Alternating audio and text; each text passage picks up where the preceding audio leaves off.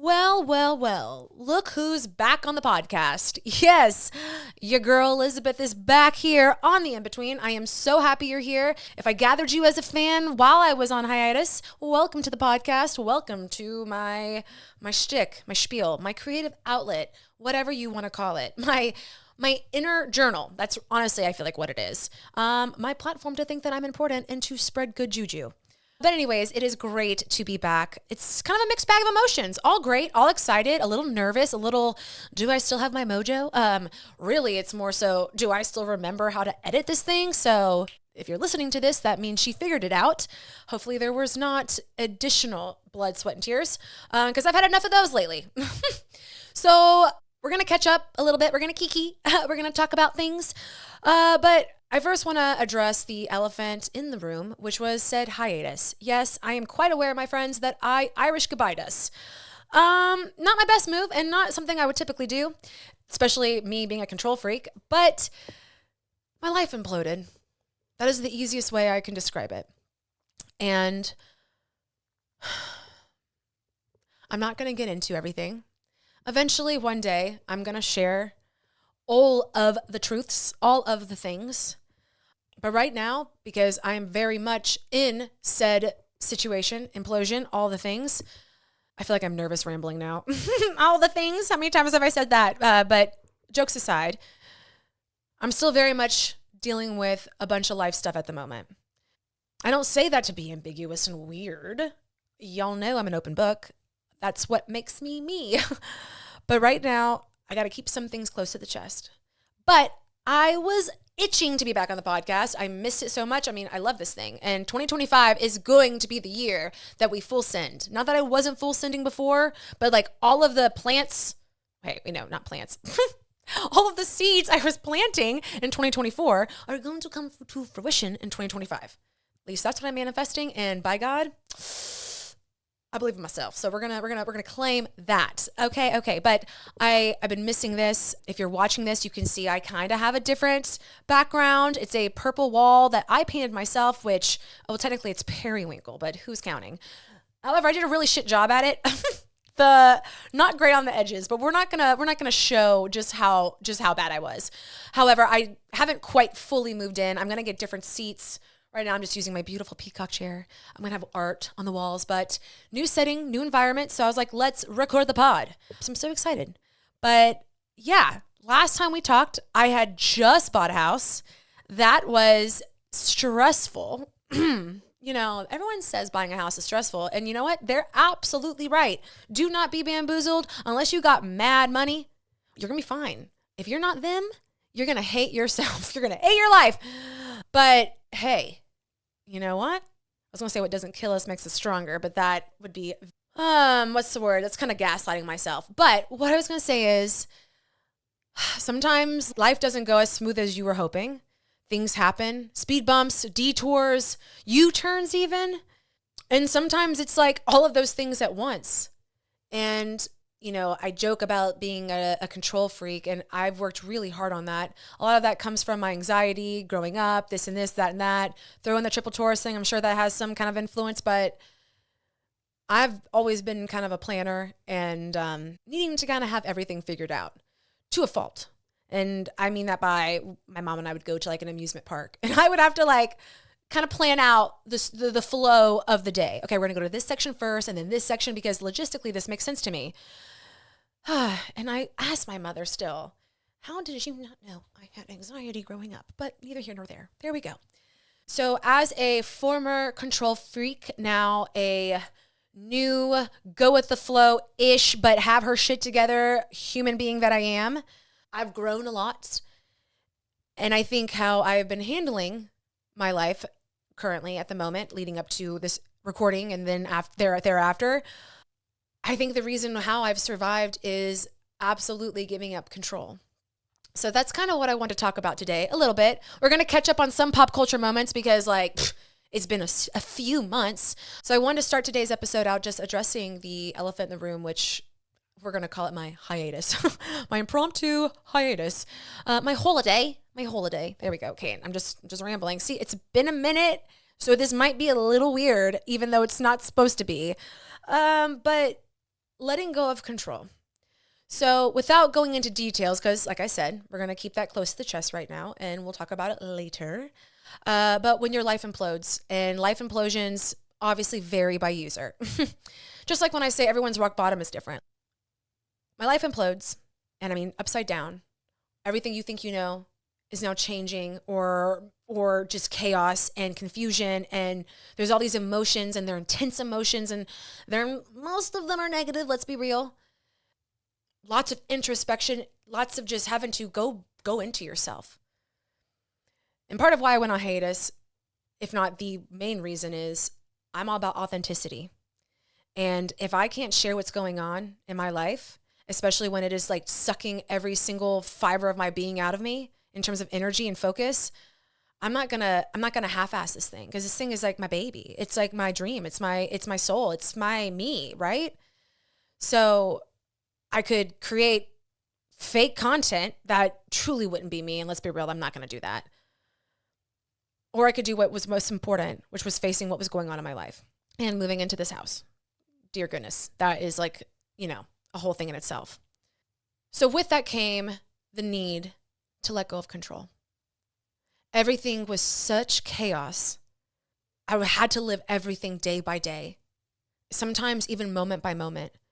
Figuring things out, asking tough questions, making extremely tough decisions, and then still second guessing yourself, asking for advice, but then not wanting people to get in your head, leaning on people, leaving on the ones you care about. And I realized partway through, I had to let go of control. And I had to trust that letting go of control, halting the podcast, stopping this, doing that, not focusing on working out every single day, whatever the case. I don't know why I specified that, but I had to trust that any disruption in my routine in life and everything that I was building and trying to work towards was still going to be there for me. Just because I had to stop and take care of myself and prioritize what was going on in my life doesn't mean that all of what I've been building towards and want to achieve and my goals aren't going to happen. Because I'd much rather come back with a friggin' banger of an episode than give you just less than half of who I am. And maybe a few, good one-liners, because, your girl's clever. I can't deny that. Letting go of true control. And I don't mean like, I'm just going to spend my money everywhere. I'm not going to worry about what I eat. I'm just going to be an asshole to people. I don't mean that. I mean letting go of all the hardcore plans, all the to-dos, and you tackle what is necessary for that moment and maybe that day. Oftentimes it was that moment. And so I wanted to share a little bit about what was I doing to, here I am turning the page, looking at my notes. I wanted to share a little bit of how I've showed up for myself when I had to just completely shut down. And shut down doesn't mean I didn't feel the feels. I'm still feeling the feels. I'm still processing. But shutting down, letting go of control, letting go of what I think I need to do, what I thought I needed to do, which actually is the same sentence now that I say that. But what I expected out of myself, or what I thought I guess more so what I thought other people expected out of me, which I'm going to give you a spoiler alert, 9.5 times out of 10, the expectations are all in your own head. Ha ha ha. Will she learn that lesson eventually? I friggin' hope so, because those expectations cause a lot of anxiety. If you know, you know. Okay. But showing up for myself. I've been journaling like nobody's business. Journaling is something that I always wanted to get more into, especially because, I do want to write a book one day. Books, plural, who knows, but definitely one. But as I've started to journal, and it is definitely part of my routine, and it's part of my wellness routine and self-care routine, I noticed that I would get different perspectives when I would journal. Different than even when I'm just, sitting in my head, which sitting in my head oftentimes isn't the best scenario, because then you spiral, all that fun jazz, but it's giving me different perspectives. And speaking of spiraling, pause, letting go of control. You'd think I'd be spiraling, I'd be losing my mind, second guessing all the things. However, in the chaos of letting go, I maintained a grip on my sanity and I didn't spiral. I actually had really great positive self-talk. I was able to combat any kind of spiraling. I'm proud of how I've managed everything, because when you're dealing with super intense emotions and just absolute chaos, you have to have a fortitude within yourself. Absolutely. So journaling, I highly recommend it. It definitely helps get your thoughts on paper. Well, obviously your thoughts on paper, but it helps you process your thoughts in a different way than even talking them out in therapy. I'm not gonna lie, I've been pulling my tarot cards. I'm not like a witchy person, but I love tarot cards. I believe in birth charts, all that kind of shit. Although I would say I might have tarot card myself into a tizzy. The tarot cards have been something that have been very helpful and guiding in moments of darkness, if I have to be dramatic, but seriously, low points. And it's all about just like connecting with yourself. So I don't know, take that with what you will, but that is something that's definitely helped me. Talking to those I trust. I've always been very big on, I'm an open book for the most part, except for this episode, I guess. But I love connecting with people. I love expressing myself. I love helping someone feel seen, because anytime those things happen to me, it helps me. It validates me, makes me feel good. And in this season of chaos, in this season of change, in this season of where do I go from here? Even though I know where I'm going, and that's just, I don't know. I'm going where my heart takes me, so to speak. But I'm so grateful for the people in my life, the community I have, family, friends, all of it. And also it's really cool to see some of the relationships that I made this past year and how those have played out, how they're playing out, and where I think they're going to go this year. I have so many incredible people. I truly am so blessed. I don't know how I would do without some of the people in my life. God, I really don't. You have to lean on your community. That is such a, when you're going through tough shit, you've got to lean on your community. You can't get through it alone. And whether your community is a therapist, whether it's a chat board on Reddit, whether it's on Twitch streaming video games, I don't know. It's up to you. Where you find community and togetherness and comfort, that's on you, just like your rock bottom is on you and just like your life implosion's on you. It's all specific to you. So find your community. I've kind of dabbled in this already. Another thing that was helping me is affirmations, that positive self-talk. When life is hell on earth and you're a mixed bag of all of these intense negative emotions, part of your survival is you telling yourself that you are okay. You're going to be okay. You're going to get through whatever you're getting through. You can do this. You can overcome any obstacle. You can overcome any challenge. You can overcome any life implosion. If you're familiar with tarot, you're familiar with the Tower card. And if you're not familiar with tarot, maybe you've heard of, oh, you're having a tower moment in slang or something like that. A tower moment is like chaos, change. Your life is flipped upside down. And I believe every tower moment, not to take away from any pain it may cause, anguish, discomfort, whatever, all of the things. But every tower moment changes you for the better. At least it can. Let me say that. How you navigate that tower moment, if you abide by your vices and you fall more down the rabbit hole and you don't get help and you don't claw yourself out, maybe not. Maybe the tower moment is going to define you in a negative sense. Or you can let that tower moment evolve you. There's two different paths here. And it's okay if you take the evolve route, you filter back a little bit and you take 3 steps forward to take 2 steps back. Sometimes it happens. Sometimes you take 2 steps forward and 5 steps back. Blah! Don't freak out. Because as long as you're focused on moving forward, you're going to get there. So when you're having your tower moment, affirmations help. Tower moments aren't permanent. Tower moments bring change, and almost always, as long as you keep like a positive mindset and you focus on the task at hand and what you have to do to be the best version of you and what's best for you as well, you're going to get through it. I've been rereading Untamed. That's another bullet on the list. Untamed, I will jokingly say, is my Bible, although I'm not religious, spiritual, as you all know if you've been listening to the podcast. If not, well, welcome. But we respect everybody here. But rereading Untamed, so healing. I kind of felt like every time I needed a certain message or something, at least like what was going on in my life at that moment, whenever I picked up the book, that chapter, that essay was exactly what I needed. So, thanks looking out, universe. And this is also me claiming one day I will see and meet Glennon Doyle. She will be on the podcast and it will be beautiful. And I will say, hey, we're twins. Don't know why, but I just feel a kinship to you, woman. Ha! Just kidding. We are mirror images of each other. Oh, let's see what else lists. Okay, so tackling things moment by moment, day by day. I was making to-do lists almost every day, and I would put like maybe 2 things. And if I got those 2 things done, hell yeah. And if I got none of them done, well, I'm sure I got something done because, I'm not making a plan here. I'm just trying to do what I got to do. Put one foot in front of the other, take care of the responsibility things that I have to take care of, and then just trust the process, which, something I've gotten a lot better with, but definitely have struggled with in the past. So I don't say this deck like I have figured it all out. I have not. She's just changing, evolving.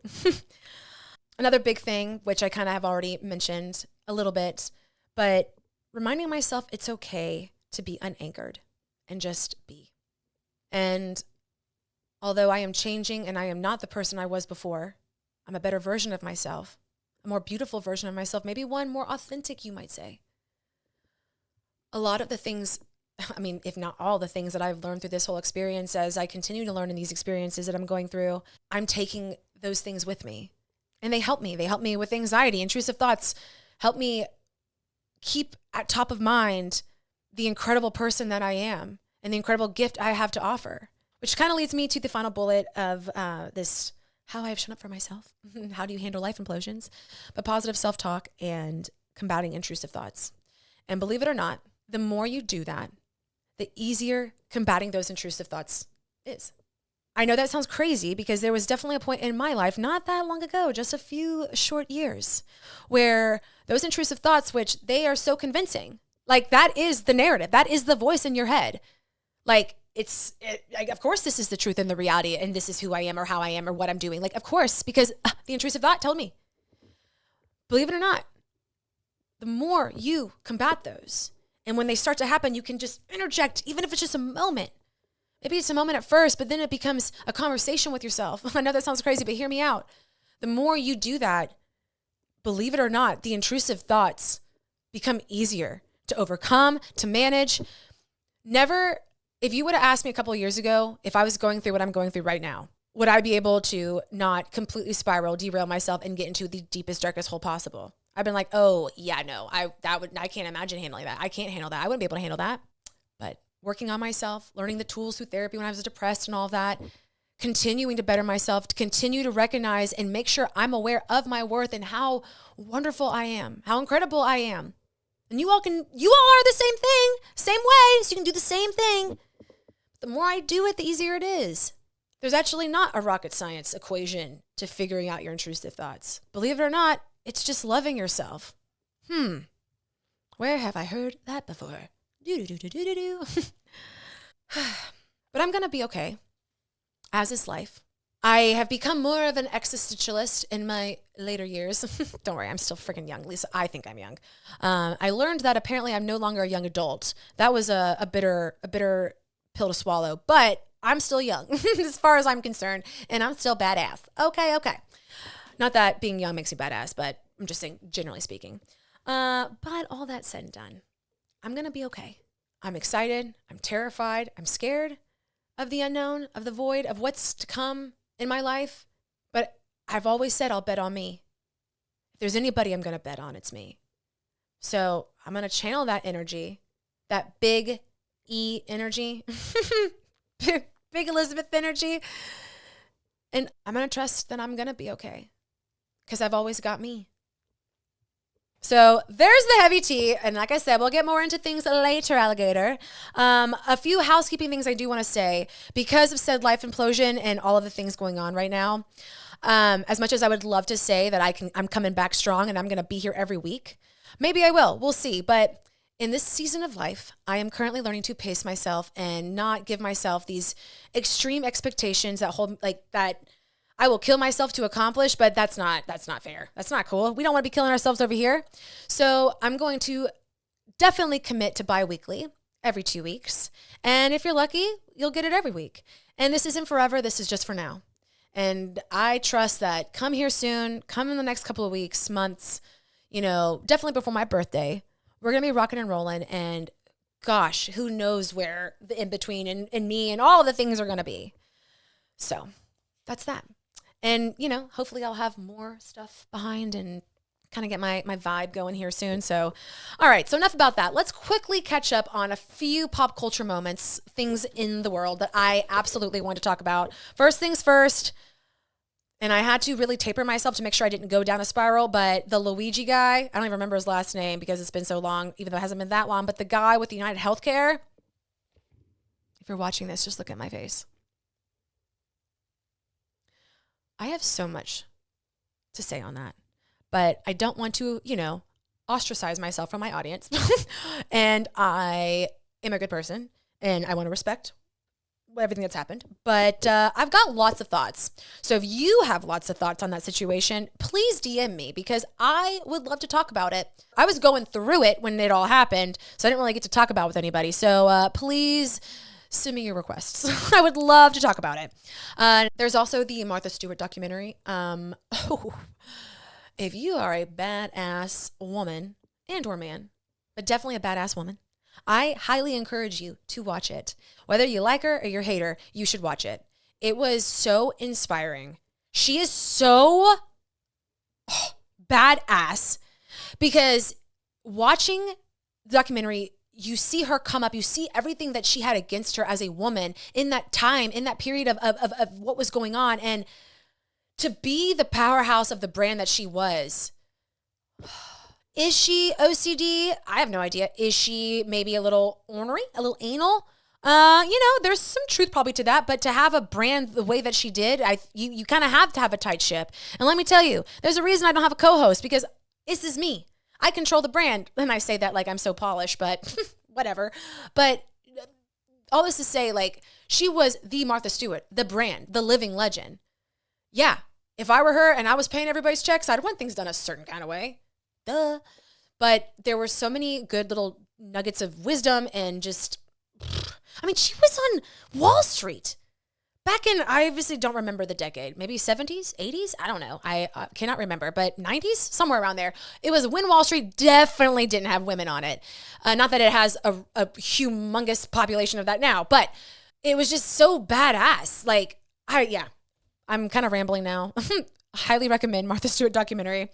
Let's see. There's also the It Ends With Us drama, which is still fairly new. And I just want to say, I think I talked smack about it a little back before the hiatus. And I do want to say I apologize. I was on his side, and now it makes sense because he hosted a fantastic takedown campaign, PR campaign to take down Blake Lively. And, I still stand by my comments that she's not the best actress, but you know what? I support you, girl. If what went down, that is some fuck shit. And also screw that guy for being a narcissistic creepo, butthead. I don't know why I said creepo. Yeah, creepo, asshole. And making a lot of us believe that he was innocent. Narcissists. It's hard to point him out. When you do, you know. The final thing, the biggest thing, and I will jokingly say this is part of how I know I am a different person now because something has changed within me. Something is not the same. I'm through with playing by the rules of someone else's game. Okay, please, I just got so tickled. Who can name that? Yes, I'm talking Wicked. Wicked changed me. It unlocked the theater girl in me that has been dormant for a while. I say that, but I have a podcast and I am literally a walking cartoon character. But oh my gosh. Was it as good as I thought it was going to be? It was better. Here's the big thing, and I will absolutely eat my words. Ariana Grande slayed. She killed it. Give that woman an Oscar. Give her all the awards. Oh my gosh. Cynthia did great too. Of course she did. She crushed Elphaba. She gave Elphaba a different sense other than what, we are used to from Idina Menzel and all the ways we've seen it on the production play, Broadway stage. But she killed it. Cynthia was great. But Ariana, oh my gosh. I remember talking shit and I was like, she can't enunciate. How is she going to do theater? And let me just fangirl for half a moment. Glinda is like a character. Like, it's a... I don't even know what that means, but she's a character. Like, Elphaba is more serious, more of like someone we probably know in our life. If not, we are an Elphaba. And not saying we don't have Glindas in our life or we know other Glindas, but Glinda is, she's a character. She's cutesy. She's like Elwood's in the Oz world. You get what I'm saying. So to be a character and still crush that character and then also bring this depth and empathy and emotion because y'all, that first song, No One Mourns the Wicked, that's why I started crying. Her freaking eyes in that scene. Man, she blew me away. So what was my favorite part of that movie besides the whole movie? Freaking Ariana Grande. Also, Jonathan Bailey. There is no role he can't do. Also, that man is gay. And if he doesn't make every woman, straight woman, that at least at that, swoon and just, I don't know who does. But he killed it. So I loved Wicked. Wicked was great. I bought it as soon as it came out on like digital streaming. I've watched it at least 3 times since. And I cannot wait for part 2. It's probably going to emotionally wreck me, just like the first one did. For good. When the two of them sing that together, oh my goodness. There won't be a dry eye in the house. So that's that. Well, that's all she wrote today. It's been really great being here with you guys, being back in it, being back in the swing of things. And like I said, I'm going to try to come back next week, but it might be 2 weeks from now. And, let's just throw out the very, very slim chances 3 weeks, but we're going to get through it. We can do hard things. Literally the mantra I have said over and over and over again to myself the past couple of months. But we can do hard things. So if you're new here and you're not doing so already, you can follow me on social medias, TikTok at The In-Between Podcast, YouTube at The In-Between Podcast, which this episode will be there. Hello, YouTube. And then you can follow me on Instagram at in.betweenpod and my personal at @ElizabethCheney_. So I am looking forward to 2025. The words I chose this year, I picked 3 because I couldn't choose: becoming, possibility, and expansion. So let's see how those play out. Until then, I hope you have a fabulous rest of your day, week, month, whatever you are doing.